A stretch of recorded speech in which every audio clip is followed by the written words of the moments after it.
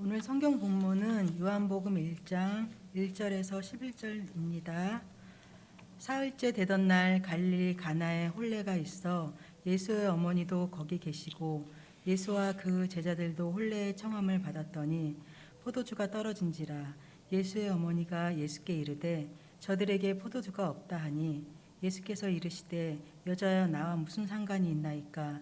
내 때가 아직 이르지 아니하였나이다. 그의 어머니가 하인들에게 이르되 너희에게 무슨 말씀을 하시든지 그대로 하라 하니라. 거기에 유대인의 정결 예식을 따라 두세 통 드는 돌항아리 6이 놓였는지라.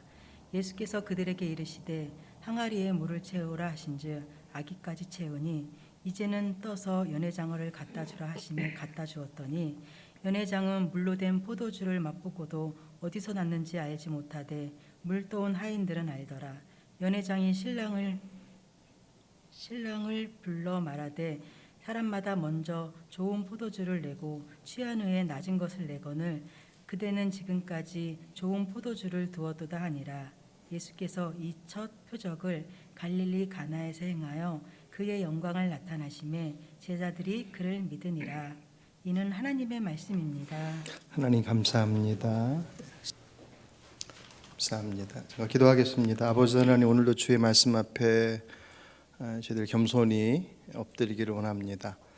우리의 생각, 우리의 계획, 또 우리의 감정, 모든 것 이미 아시는 주님께서 오늘 시간 주의 말씀을 통해서 우리에게 밝히 알게 하시고자 하시는 그 말씀 잘 들을 수 있는 믿음의 귀를 열어주시고, 들려진 말씀 따라서 용기 내어 그 믿음의 발자국을 떼어놓을 수 있는 저희들 모두가 될 수 있도록 성령께서 도와주실 줄 믿사옵고, 모든 말씀 예수님 이름으로 감사하며 기도합니다.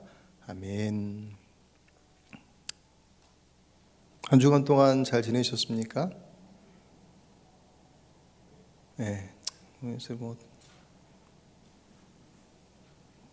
뉴스를 보면 한숨만 나오니까 특별한 일들이 없으면 그냥 일상적인 일들이 사람들이 반복되어지는 것, 그렇게 그래서 일상의 삶이라고들 얘기를 합니다. 한 주 동안 저는 기도원에 가서 전혀 다른 공간에 그렇게 있는 것만으로도 새로운 어떤 뭐랄까요, 일상 속에서 보지 못하고 또 이렇게 느끼지 못했던, 그래서 휴가를 떠나기도 하고 그러잖아요. 그런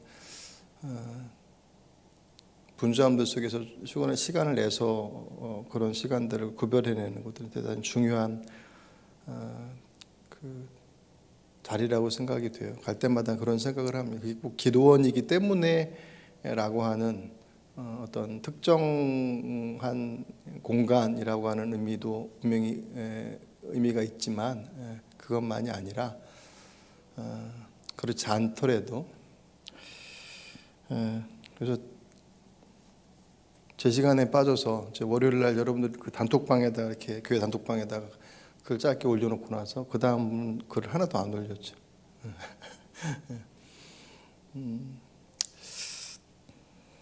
감사 노트는 잘 쓰고 계시나요? 이 얘기를 이제 한 2달 반은 들어야 되는데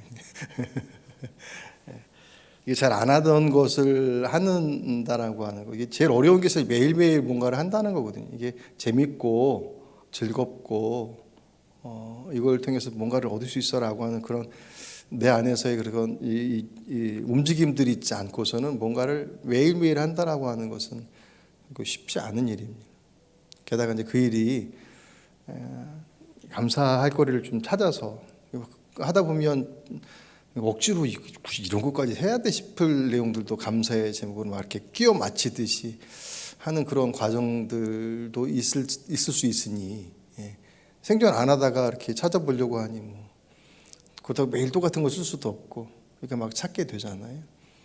그 일들이 낯설기도 하고, 그러다 보면 한두 번 빼먹고 그러다 보면 에이 그냥 쉬자 그렇게 생각하는 게 그냥 일상적인 생각들이 되니까.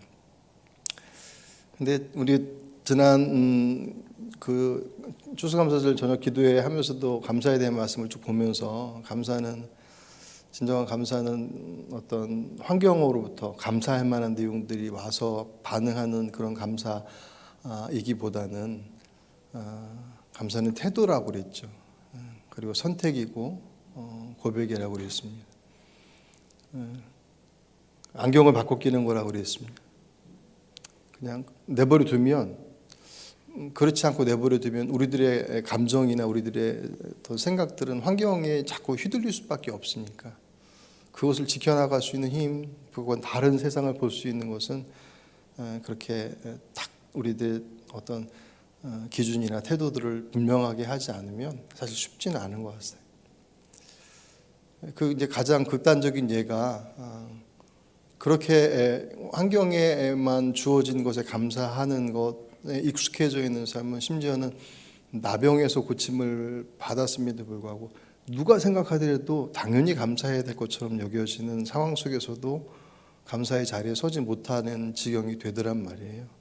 그 사람들이 대단히 못되고 인사성 없는 사람들이어서라기보다는 그럴 만한 이유가 있었겠죠. 왜 감사하지 않았겠습니까? 그럼에도 불구하고 그저 그렇게 내 안에서 그 감사에 대한 삶에 대한 태도나 자세와 고백의 내용들로 버릇되어 있지 않으면 그렇게 상황에 끌려갈 수밖에 없는. 그러니까 그럼 이제 본인들의 손해인 거죠. 왜냐하면 그 9명은 나병 고침받 정말 큰 은혜이죠. 근데 그 돌아왔던 한 명은 육체만 회복된 게 아니라 그의 영혼도 구원을 받잖아요. 그죠? 그걸 봐서는 감사 안 하면 하나님께서 벌 주실 거야. 뭐 그런 의미 속에서의 어떤 맥락보다는 항상 주의 은혜는 그 은혜의 자리로서 주어지는 그 풍성함들을 얼마나 많이 누릴 것이냐. 그것으로 사실은 판가름이 납니다. 물론 하나님께서 때로는 징계하기도 하시고 뭐 그런 어떤 좀 엄한 모습도 보이긴 하지만 신앙의 근본적인 모습은 벌을 주시기 위해서 우리에게 무언가를 제시하지 않으시죠. 우리에게 복을 주시고자 길을 제시하시는. 둘러보면 감사할 만한 제목들, 고백들이 나올 만한 환경보다는 그렇지 못한 환경이 더 많아서 그래서 더 그런 태도와 자세가 필요하다고 생각이 됩니다. 근데 어디 뭐 감사만 그러겠습니까? 기도원에서 이렇게 산속의 가평에 있는 산 이제 자락에 있는 기도원인데 거기서도 앉아 있어도 세상 얘기 다 들어와요. 왜냐면 인터넷이 안 되지 않잖아요. 근데 제가 화요일 날인가 이제 그 뒤에 그 화야산이라고 있어요. 근데 그 화야산 그 뒤에 이렇게 산책로처럼 쭉 되어 있더라고요. 이렇게 가파르지 않고 쭉 평지로 이렇게 돌아 가서 이렇게 올라가다 보니 한 1시간 정도 올라가다 보니까 전화가 안 돼요. 오랜만에 전화가 안 되는 곳에 가봤어요.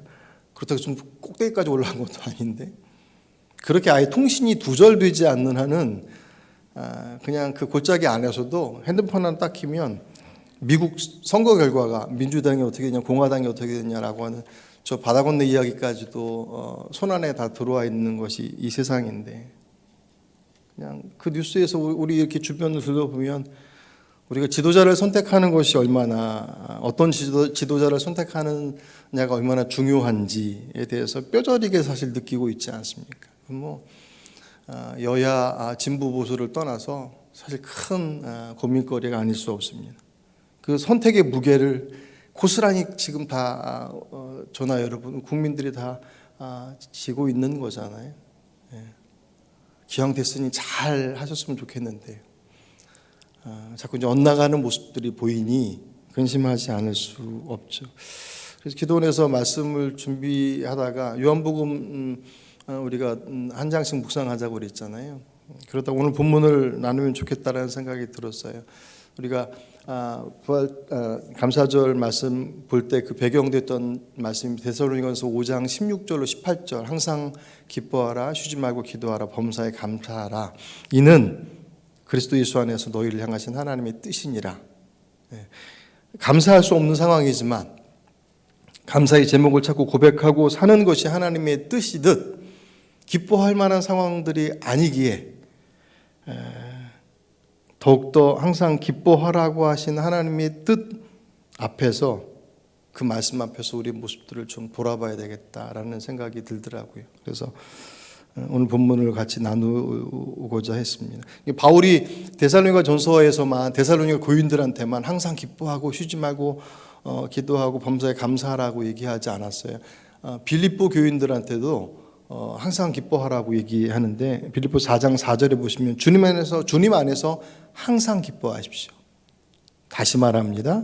기뻐하십시오. 근데 이 편지를 썼을 때 바울이 어떤 상황이냐면 감옥에 갇혔어요. 지하 감옥에 갇혀 있었던 때여서 언제 죽을지 모르는 상황이었습니다. 자기는 언제 죽을지 모르는 상황인데 밖에서 자유롭게 일상의 삶을 살고 있는 빌립보 성도들한테 기뻐하십시오. 항상 기뻐하십시오. 다시 말하노니 기뻐하십시오. 입이 닳도록 얘기했던 것이 기쁨에 대한 얘기입니다. 그래서 빌립보 서신의 제목이 기쁨의 서신이에요. 바울만이 그렇게 기쁨에 대해서 얘기하는 것이 아니라 예수님도 그렇게 말씀하셨더라는 거예요. 언젠가는 한번 이렇게 길을 가다가 사람들의 얼굴을 이렇게 보게 됐어요. 차 타고 가다 이렇게 그 신호등에 멈춰서 이렇게 언뜻 보다 보면 사람들의 얼굴의 표정이 거의 무표정이죠. 혹은 좀 화가 나 있거나. 물론 길거리에 걸어다니는 사람이 생각생각 웃고 다니는 것도 좀 이상하기도 하겠지만 근데 대부분 다 무표정이에요. 그렇지 않은 부류가 있습니다. 아이들이. 요새 애들도 걱정이 많아서 그냥 찡그리긴 하지만 그래도 아이들은 해맑고 아이들이 있는 곳에서는 늘 웃음이 있지만 그렇지 않은 일상의 성인들의 모습을 보면 무표정, 굳어있는 얼굴들이에요. 그 표정이 삶의 무게들이 다 다르니까 사정이 다 다르니까 다 모르겠지만 어쨌든 그 표정 안에서 나도 저 사람들이 나를 볼 때도 저런 표정일까? 저는 제 표정을 모르니까 거울을 볼 때 인상 쓰면서 보지 않을 거 아니에요. 그 무표정한 혹은 화나 있는 듯한 모습이 표정이 이 시대의 진정한 삶의 기쁨을 상실하고 살아가고 있는 그냥 우리들의 모습을 보여주는 것이 아닌가 그런 생각이 들었습니다. 그래서 더욱더 항상 기뻐하라라고 말씀하신 주의 말씀에 우리의 모습들을 비춰봐요. 주님께서 왜 그런 말씀을 하셨을까? 우리의 사정을 몰라서 주님께서 우리들의 고민거리와 이것도 어떻게 해야 되나라고 하는 그 막다른 골목길에서 낭떠러지에서 이러지도 저러지도 못하는 상황들을 아예 모르시고 그냥 속없이 항상 기뻐해라 그렇게 말씀하시느냐 할 때 그렇지 않을 거란 말이에요. 그분은 전지하신 분이시니까. 왜 항상 기뻐하라고 말씀하셨느냐? 아까 읽어드렸던 데살로니가서 5장 18절에 그 답이 정확히 나와 있죠. 이는 그리스도 예수 안에서 너희를 향한 하나님의 뜻이니라. 하나님께서는 하나님의 자녀들이 이 땅에서 행복한 삶을 살기를 원하시는 거예요. 근데 사실 어느 부모가 그 자식이 늘 고민하고 갈등하고 힘들어하는 삶을 살아가기를 원하는 부모가 어디 있겠습니까? 뭘 하든지 어쨌든 행복한 삶을 살았으면 좋겠던 것, 기쁨 가운데 항상 기뻐하기를 원하는 그것이 하나님께서 우리를 향한 우리들을 향한 하나님의 뜻이고 마음이시더라는 우리가 즐거워하는. 교회 와서 신앙의 여정들을 살아가는 이 공동체 안에서 그 기쁨의 모습들이 회복되어지고 그것이 함께 교류되어지고 누려져서 그것이 막 흘러 넘쳐서 주변에까지 가는 그것이 주님께서 우리에게 원하시는. 말씀드렸던 것처럼 그 고백은 바울만의 고백이 아니라 오늘 예수님께서 첫 번째 기적이라고 표적이라고 이 혼인잔치에서 그대로 보여져요. 그러니까 이스라엘에서의 당시 혼인은 일주일 정도 잔치를 벌였다고 그래요. 그러니까 준비를 꽤 오래 해야 됐습니다. 왜냐하면 그동안 같이 먹고 마시고 같이 지내야 되니까. 그러니까 그냥 그 집안만에 이 장면을 보면 옛날 우리나라 잔치집하고 비슷해요.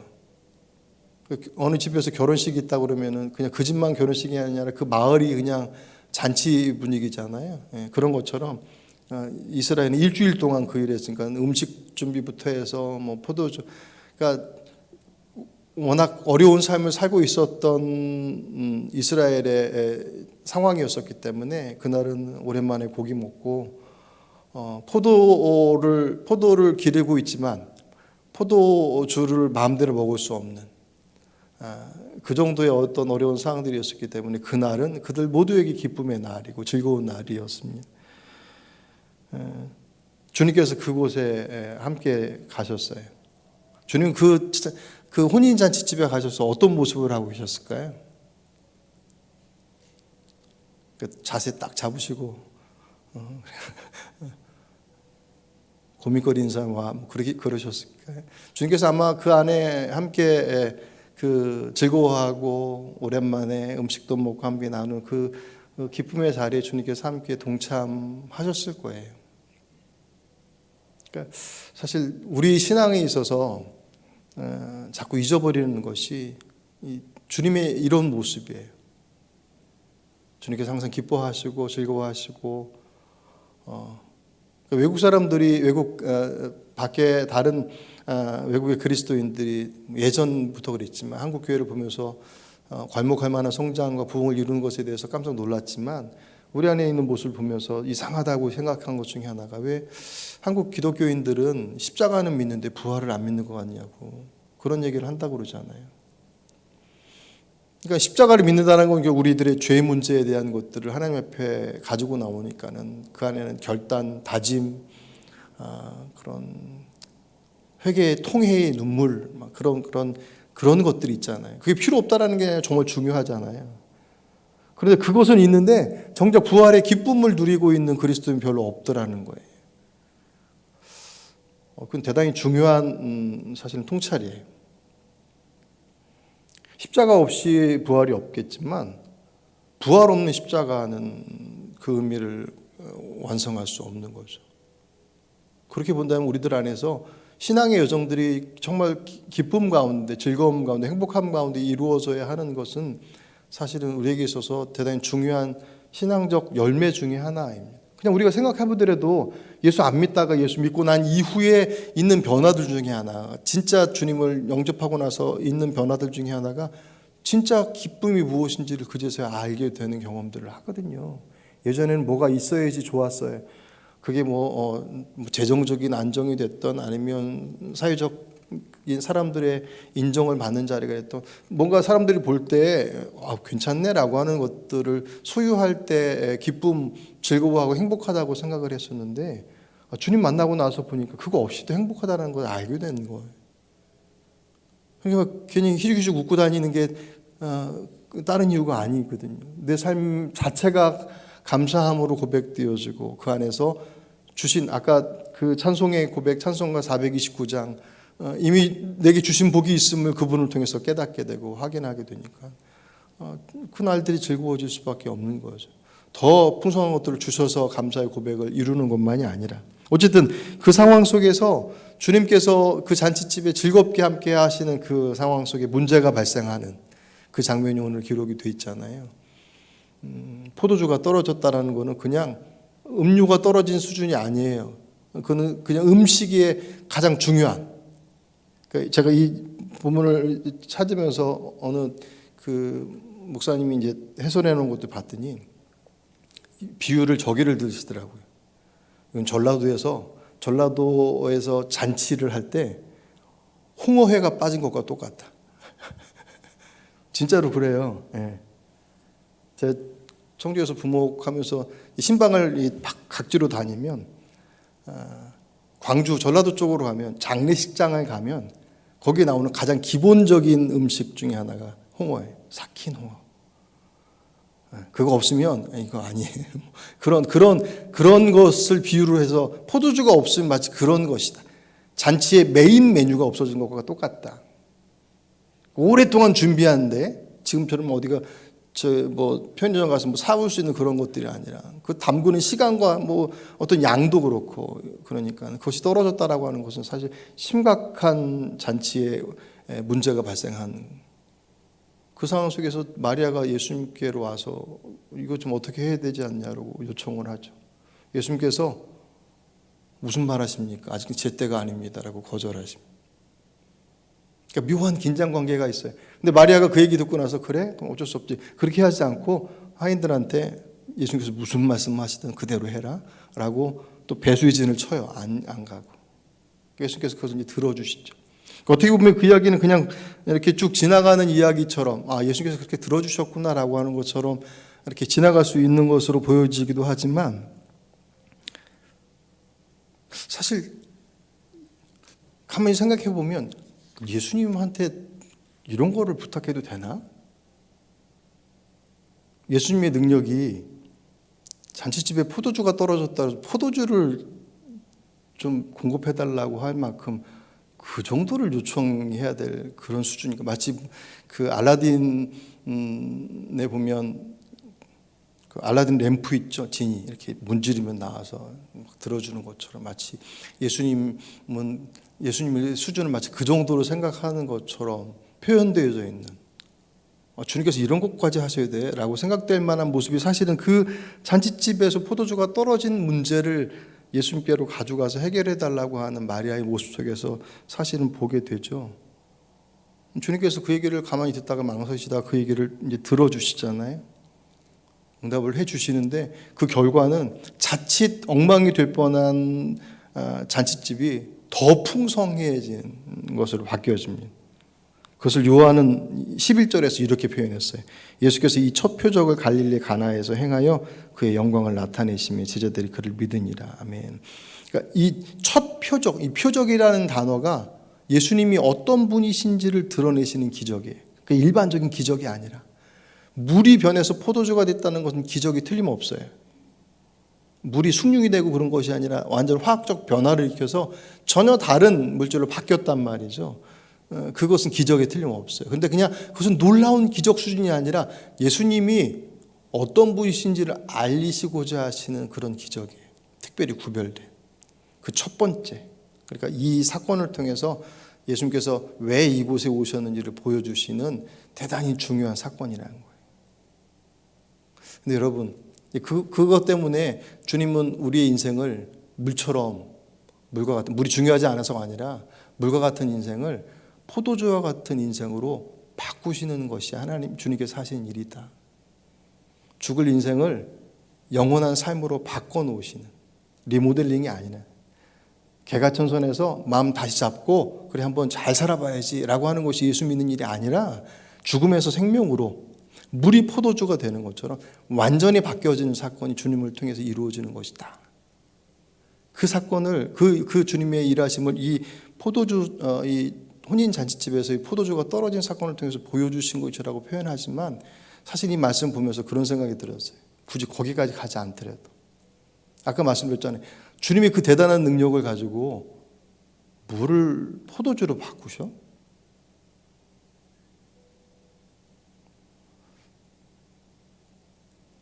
그냥 그 심오한 의미를 다 빼고 그냥 그 현상만 딱 보고 난다면 주님께서는 그 안에 이제 새롭게 시작하는 신혼부부와 그들을 축복하는 가정과 그 마을이 함께 누리는 그 기쁨을 주님께서 그들에게 주시고 싶으신 거예요. 어떻게 주님께서 포도주를 만드시는 일을 하셔? 라고 하는 혹 핀잔, 혹 사람들의 오해가 있을지라도 그거 중요하지 않아. 주님께서 오신 목적은 우리를 구원하시기 위한 것이기도 하지만 그것의 다른 편은 우리에게 진정한 기쁨의 삶을 누리기를 원하시는 것, 그것이 주님의 마음이더란 말이에요. 우리를 행복하기를 원하시는. 죄 때문에 묶여서 이거 안 하면 어떡하지? 라고 하는 두려움 가운데 살아가는 신앙의 여정들을 우리에게 절대로 원하지 않으셔요. 거기서 벗어나서 진정한 기쁨이 무엇인지 그러니까 포도주가 떨어져서 어떡하지라고 하는 그런 세상의 삶 속에서 도저히 경험해보지 못한 놀라운 맛으로 표현되어질 그런 포도주가 공급되어지는 그런 기쁨을 누리는 삶을 주님께서는 우리에게 원하시더란 말이에요. 그래서 어떻게 보면 모양 빠지게 예수님께서 돌이 변화에 떡이 되는 것도 아니고 잔치집에 포도주 떨어졌다 그랬어. 떨어졌으면 자기들이 준비 못했으니까는 그냥 욕 먹고 그러면 되지. 굳이 거길 또 물을 또 포도주로 바꾸셔서 또 거기 잔치집에서 또 그 흥을 더 하시겠느냐. 그게 주의 마음. 내 능력은 이 정도 이하는 안 써. 그게 아니다라는 거. 우리가 기뻐하기를 원하지. 진정한 기쁨이 누구 안에서? 그분 안에서. 주님 안에서. 진정한 기쁨의 근원은 결국 그분 안에서 이루어짐을 보여주시고자 하시는 것이 또 이 본문 속에서 우리에게 말씀하시는 것이죠. 예. 그 기쁨을 잃어버리지 않으려면 오늘 마리아의 태도가 대단히 중요해요. 그 잔치집에 그 좋았던 분위기들이 이제 핵심 관계자들만 알아요. 포도주가 떨어졌어요. 이거 어떻게? 여기 지금 연회장이라고 표현된 사람이 지금 이 잔치를 책임지는 사람이에요. 이 신랑 신부 말고 이제 잔치를 주도하고 있는 진행되는 것들을. 그 사람이 얘기를 듣기를 포도주가 떨어졌대. 이거 어떻게? 라고 하는 상황 속에서 마리아가 그 문제를 예수님께로 가지고 와요. 그런데 말씀드렸던 것처럼 굳이 예수님께 이런 것까지 해야 돼? 여러분 그런 생각 안 해보셨습니까? 그래서 말씀 보면서 대본에 그 생각이 먼저 드는 거예요. 굳이 예수님께 이런 문제까지 해야 돼? 이건 좀 알아서 하지. 근데 아니더라는 거예요. 주님 앞에 가지고 나와야 돼. 우리가 진정한 기쁨을 빼앗기지 않으려면, 그 진정한 기쁨을 회복하려고 하는데 제일 중요한 것 중에 첫 발자국들은 우리 그 기쁨을 빼앗아가려고 하는 우리들의 상황과 문제들을 그분 앞에 가지고 가는 것으로부터 시작하더라는 거예요. 근데 그 문제는 제한이 없어요. 뭐 이런 것까지 가져가요. 그렇게 생각해 보니 저도 그렇게 기도했던 적이 없나라는 생각이 드는 거예요. 뭐 이런 것까지 기도해. 이건 우리가 알아서 해야지. 뭐 이런 거 기도해도 되나? 내 스스로가 그분 앞에 가지고 나갈 것들에 대한 것을 규정하고 제한하고 그렇게 막아놓고 있지는 않았을까요? 주님은 수고하고 무거운 짐진 자들 내게로 와 내가 너를 쉬게 하리라 말씀하시고 누구든지 뭐든지 가지고 오라고 말씀하시는 내 스스로가 이 정도는 물론 우리들의 욕망과 욕심에 막 휩싸여서 주님 이거 주셔야 돼요 라고 하는 거 그거라도 가져가십시오. 가져간다고 다 들어주시는 거 아니잖아요. 해가 되어죠. 어찌됐든지 내가 스스로 제한해서 그분 앞에 안 나가는 것보다는 혹 잘못됐다 할지라도 들고 그분 앞에 나가는 것이 우리에게서는 그 참된 생명과 기쁨의 자리들 지킬 수 있는 출발점이 되더라는 거죠.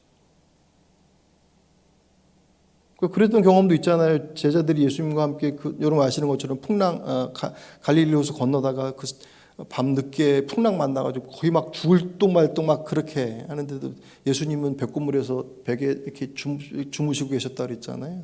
제자들이 그 배가 막 물이 넘치어서 들어오는데 물 퍼내고 그 생사가 오가는 상황 속에서 예수님을 안 깨우잖아요. 왜 안 깨웠어요?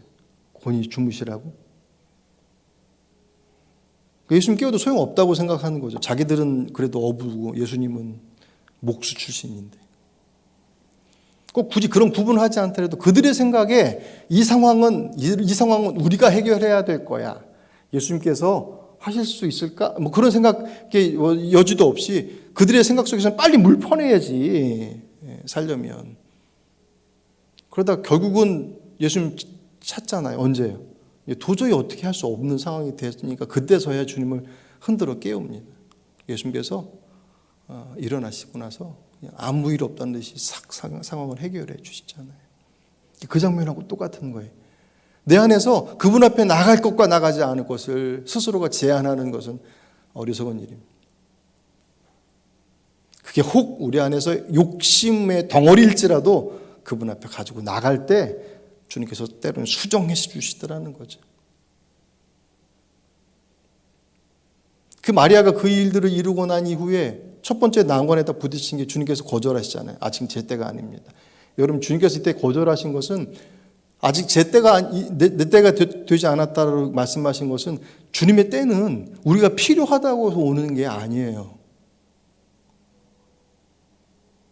주님께서 움직이시는 때는 우리의 필요와 우리의 요청에 따라서 움직이시는 게 주님의 일이 아니더란 말이에요. 능력이 없어서가 아니에요. 우리를 무시해서도 아니고 우리를 외면해서도 아니에요. 아직 그때는 우리에게 적합한 때가 아닌, 주님께서 아닙니다라고 얘기하셨다가 다시 움직이신 이유는 마리아의 요청이었기 때문에 움직이시는 것이 아니라 그때라고 하는 그 관점이, 그 주축이 마리아에게서 주님께로 옮겨온 거예요. 마리아가 그 주님의 거절을 그냥 받아들이고서 알겠습니다 라고 돌아서지 않아요. 거기서 계속 버텨요. 준비시켜놓고 하인들한테 무슨 말씀 하시든지 그대로 해라. 그러니까 마리아가 이 문제를 가지고 나가는 데 있어서도 거르지 않았던 것처럼 자신이 원하는 모양의 내용들로 즉각으로 반응하지 않다고 해서 포기하고 밀어놓지 않아요.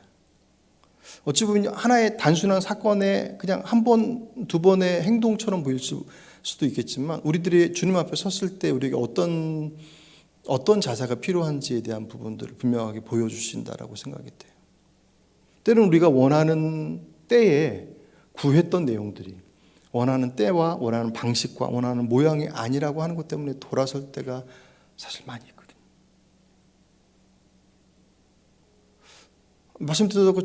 말씀드렸던 것처럼 그때의 주님께서 바로 응답하지 않으시고 그 모양대로 해주지 않으신 이유는 우리를 향해서 인색하시기 때문이 절대로 아니에요. 주님 앞에 막 간구해서 막 얻어내야 되는 것은 주의 마음을 막 그런 의미가 아니라 결국 그 간구의 시간들은 주님을 설득하는 시간이 아니라 내가 설득되는 시간입니다. 지금 당장 아닌데, 지금 하면 죽는 길인데 내가 간절히 원하기 때문에 어느 부모가 그 자식이 간절히 원한다고 해서 그거 들어주면 망하는 길로 가는 것을 알면서도 그 길을 내줄 수 있겠습니까? 물론 큰 그림을 그리고 그래 네 인생 실패도 해보고 뭐 그럴 수 있을지 모르겠지만 어쨌든 하나님께서 우리들의 삶 속에서 정말 간절하게 원하고 있는 그것을 당장 내가 원하는 방식과 내용과 모습들로 응답하지 않으시면 우리에게 인색해서가 아니고 능력이 없어서도 아니고 우리의 형편을 모르시거나 외면해서도 아니지. 아직 그때가 아니기 때문에 그때는 주님에게만 좋은 때가 아니라 우리에게 가장 온전한 때이기 때문에 우리가 진정한 기쁨을 빼앗기지 않으려면 회복하려면 그분 앞에 나아감에 우리 안에서 스스로 제한하지 마시기 바랍니다. 무엇이 됐던 혹 그것이 우리들을 흔드는 내용이 그 어떤 내용이 됐든지 그것을 가지고 그분 앞에 서십시오. 이게 옳은 것이냐 그른 것이냐 라고 하는 거 잘 모르겠거든. 그냥 가지고 서십시오. 내 원하는 방식대로 그 응답들이 나오지 않는다고 쉽게 포기하지 마십시오. 주님께서 종종 그렇게 우리들을 시험의 자리로 부르실 때가 있더란 말이에요. 여러분 기억하시는 거 마가복음 7장에 보시면 수로보니게아 족속 여인의 이야기가 나와요. 귀신 들린 딸을 둔 이 여인이 예수님을 찾아와서 주님 제 딸 좀 고쳐주십시오 라고 얘기했더니 예수님께서 뭐라고 그러신지 아세요? 야, 자식에게 줄 음식을 개에게 주겠냐? 예수님께서 이상해지셨어요. 그러니까 이 여인을 개 취급한 거예요. 인격 모독이죠. 근데 당시 유대인들에게 있어서 이방인은 개라고 생각했었기 때문에 개와 같이 생각했었기 때문에 아마 그 얘기를 듣고 있었던 사람들은 오랜만에 예수님께서 옳은 말씀하시네 그랬을지도 몰라요. 근데 이 여인이 그 얘기를 듣고 발끈하면서 여기밖에 없는지 아냐고 그렇게 돌아서지 않아요. 이 여인이 뭐라고 그러냐면 개들도 아이들이 먹는 상에서 떨어진 부스러기를 먹습니다. 자기를 개로 인정하고 주님 원하시면 부스러기라도 좀 주십시오. 이 여인의 믿음을 부스러기 믿음이라고.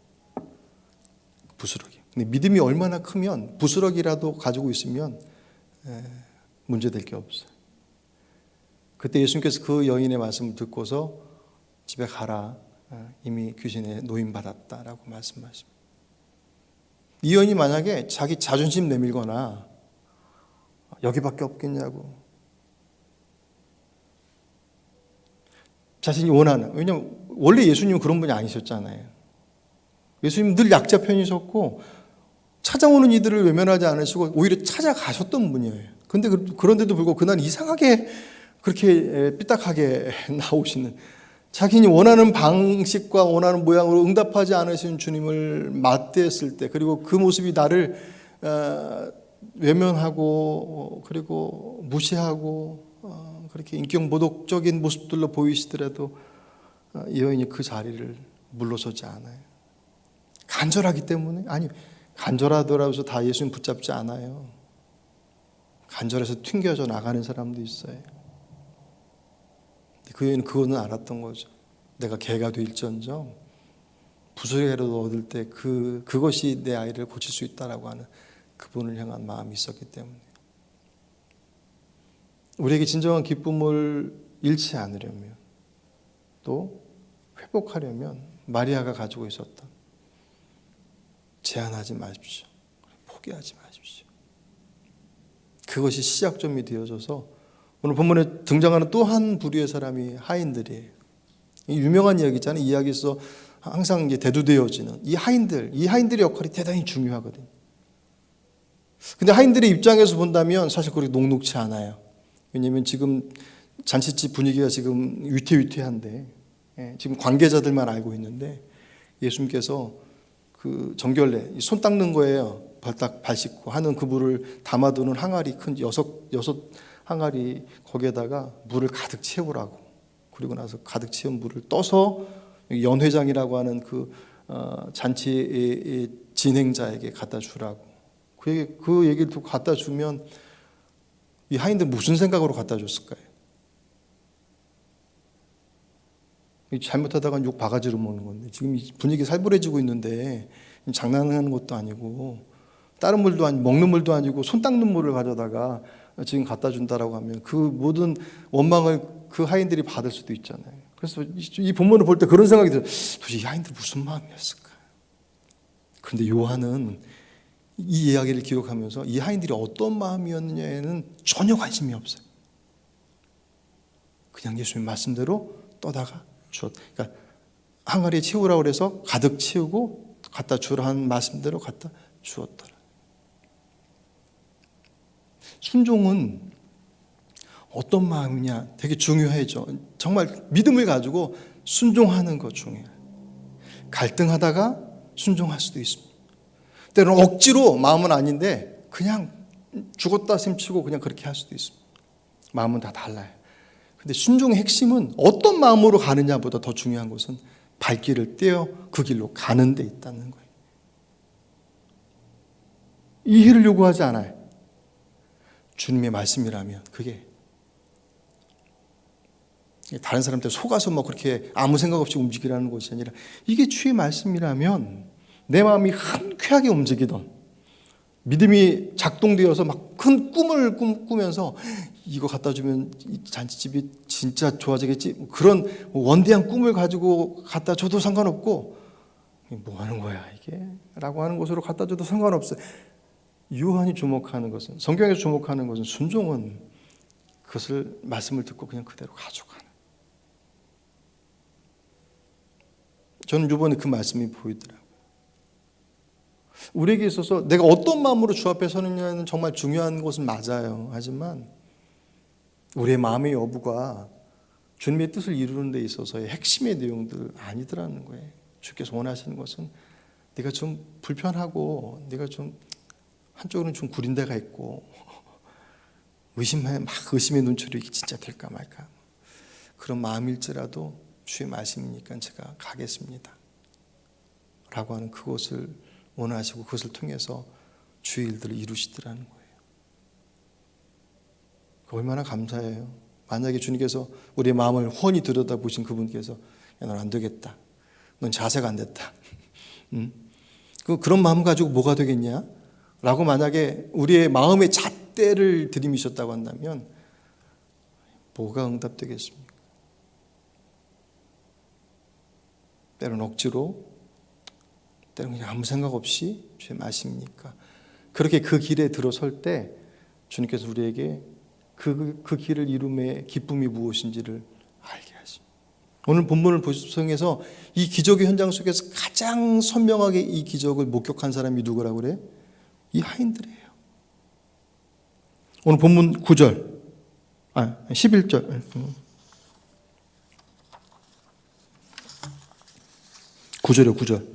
연회장은 물로 된 포도주를 맛보고도 어디서 났는지 알지 못하되 물떠온 하인들은 알더라.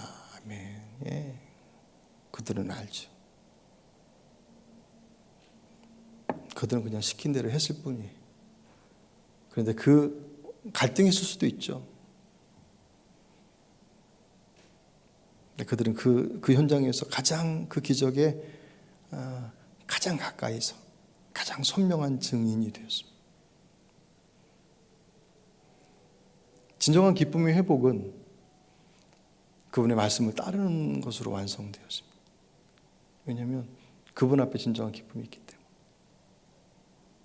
세상이 주는 것, 그 안에 잠깐의 즐거움과 기쁨이 있죠.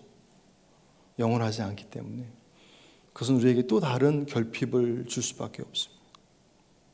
그러니까 인생은 늘 결핍과 채워짐의 반복들 속에서 이루어지지만 주님께서 주시는 진정한 기쁨은 그분이 주시는 것은 영원하기. 왜? 그분이 영원하시기 때문에. 오늘 이 자리에 함께 예배하시는 저와 여러분, 우리의 삶 속에 하나님께서 우리가 행복하기를 원하십니다. 믿으십니까? 여러분들이 여러분의 자녀가 행복하기를 원하는 것만큼 그것과 비교할 수 없을 만큼 행복하기를 원하십니다. 그 행복의 근원이 내 만족과 내 그 어떤 것에 있지 않고 그분 앞에 있음에 대한 것을 고백하고 그 행복을 가리고 있는 그 어떤 것들 앞에 주저하지 말고 그분 앞에 서시길 바랍니다.